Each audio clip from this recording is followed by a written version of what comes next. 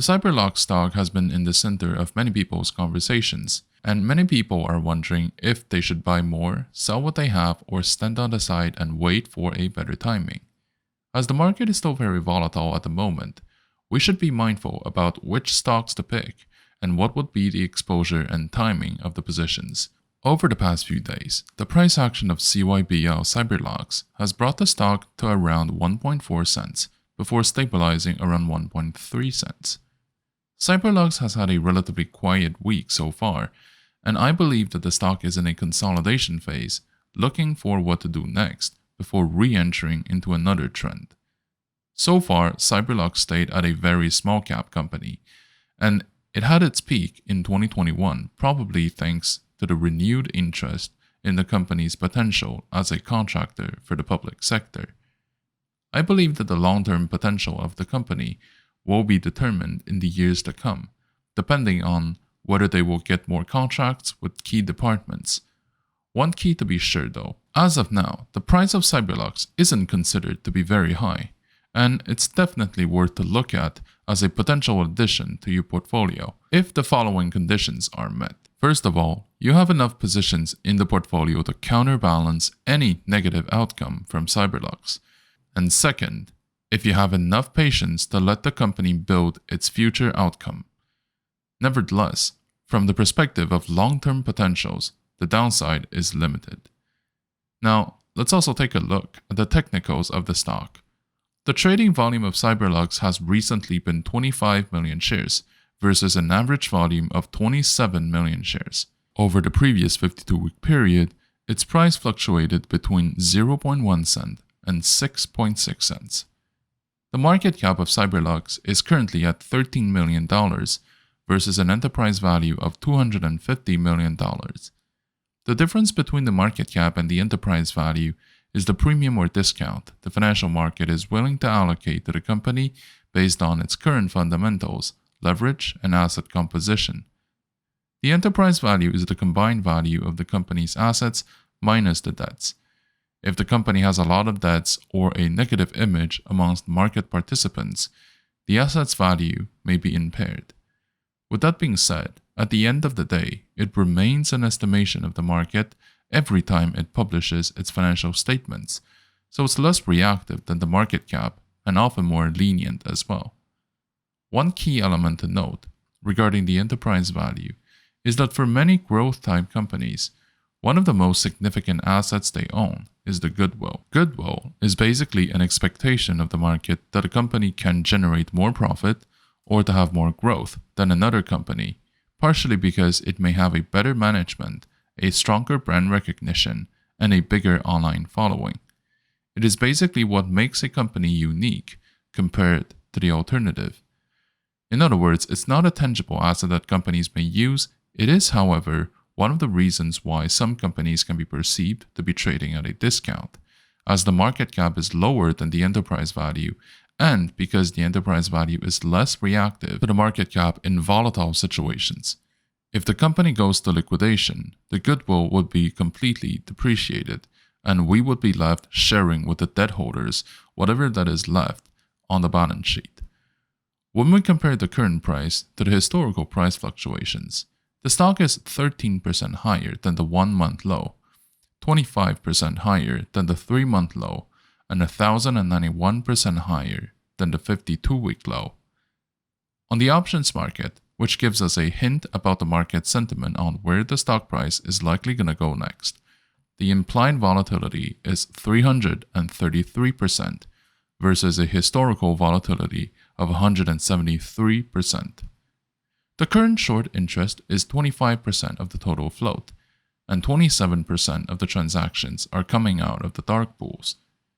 Usually, if the short interest is above 15% of the total volume with a significant chunk of it coming out of the dark pools, this may suggest that there are institutional positions taken to short the stock and that there would be potentials for a short squeeze. I would recommend to have a position in Cyberlux as a marginal play to benefit from positive headwind or positive fundamentals in the years to come. I would also recommend the dollar average down between 1 to 2 cents.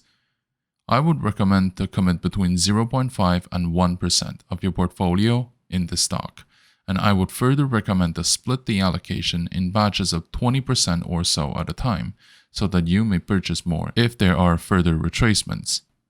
Now, given the current market environment, I believe that the equity market is in a vast phase of correction, especially when it comes to tech and growth type equities. The financial market has been living and breathing thanks to the continuous creation of new capital, with different waves of quantitative easings, which will have consequences on the price of assets as well as their yields. With the interest rates kept relatively low over the years and the increase of amount of capital in circulation, this will keep putting significant pressure on the profit that we can expect in the investment products across the board. And this, by the way, is a reality that may shift in the years to come if the interest rate of core infrastructures within our globally financialized system increases. It's useful to remember that the market doesn't represent the real economy, and of course, the real economy doesn't always reflect in the stock performance, since the name of the game here is ultimately called supply and demand, which depends on a whole bunch of factors that go way beyond our own control. If we think about it, this is like saying, if your neighborhood house that is put up for sale is only allowing those who actually want to live inside to buy it, versus if you allow every single type of buyer with different intent or reasons to buy or to sell it. So obviously, there will be a significant difference in the price of this asset for those two scenarios. The market currently works more like the second option, and assuming that it would only reflect the fundamentals of the underlying economy would correspond to the first option. There are a few elements that are considered to be the reasons. The first one is the significant increase of amount of money printed by the central banks around the world, which is then distributed to the banks, with the expectation that they will be loaned to businesses. Normally that's a good thing, but with a lack of opportunities in the real economy, the significant portion of that money actually went back to the financial system to buy up the price of existing assets. Now that the QEs have been wrapping up, or ended around the world, I think that this drive behind asset price may no longer be as relevant as it is right now for the future. It is now compensated by the arrival of capital from one region to another, and from one sector to another even within the same jurisdiction. With the increase of tensions around the world, capital is always looking for a safe haven to park their money into, not just for a place to grow the nominal value, but with a currency that tends to keep its purchasing power as well. The third factor is the creation or the birth of artificial bubbles, either maintained by the market trends built up over the years or out of necessity. Capital needs to find a place to stay. Some good examples of this would include the EV sector in the 2020 and the oil and gas securities when there are tensions around the world. Either way, when it comes to the price trends of the market, the degree of uncertainty is a key drive behind the price fluctuations, and that is likely going to increase as we go on from there. When companies announce that they are going to enter or exit different markets, or that they will be trading on different platforms and exchanges, this can all have significant ramifications on the price of this asset. Some of the considerations to have when operating in this context include having a clear view of what is going on, especially regarding the cash flow and the capital flow, and avoid certain potential pitfalls. One of these is to be careful with short positions.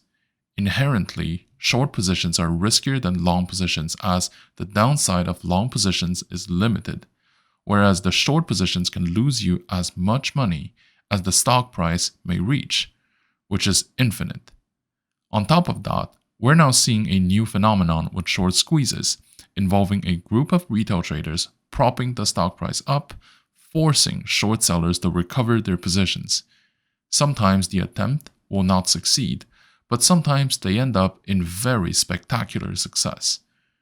Something else to consider is to treat tech stocks with care. To start, ask questions when the price of a security skyrockets without real fundamentals. It doesn't mean that you shouldn't be touching it with a 10-foot pole, but it does mean that there should be a difference between the decision of long-term holding and short-term trading.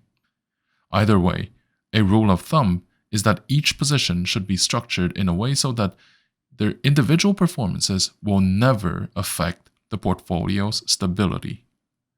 Thank you for watching. If you like my content, please like, comment, and subscribe to my channel.